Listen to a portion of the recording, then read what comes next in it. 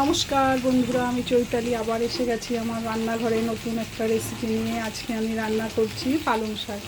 আজকে আমাদের শনিবার, তাই পালং শাক করবো। এই দেখো এখানে বড়িটা ভেজে নিচ্ছি, তেলে একটু দিয়ে দিলাম।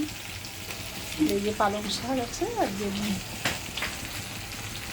এখন আমি বড়ি ভাজার তেলের উপরে এই যে কালো জিরে সম্বার দিয়ে দিলাম।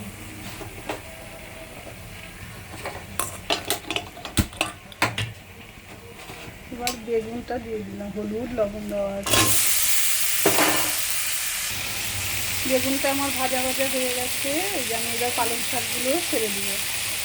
কাঁচা লঙ্কা দিয়ে নিয়েছি কেটে, এবার পালং শাকটা আমি ছেড়ে দিব।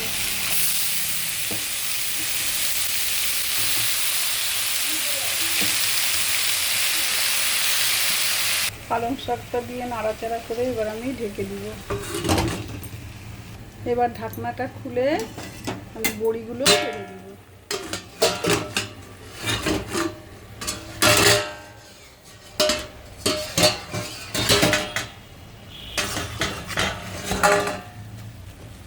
এবার বড়িগুলো দিয়ে দিব।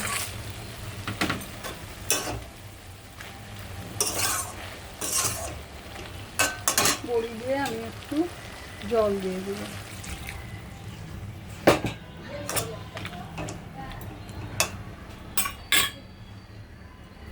আবার আমি ঢেকে দিলাম। ঢাকনাটা খুলে দেখবো।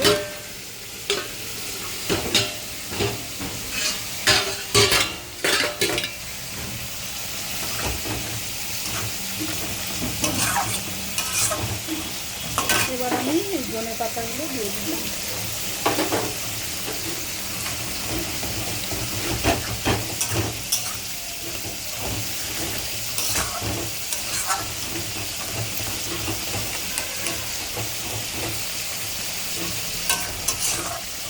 আমার রান্নাটা যদি তোমাদের ভালো লেগে থাকে তাহলে লাইক শেয়ার সাবস্ক্রাইব করে দিয়ে আমার কাছে থেকে। আবার দেখা হচ্ছে পরের ভিডিওতে। টাটা।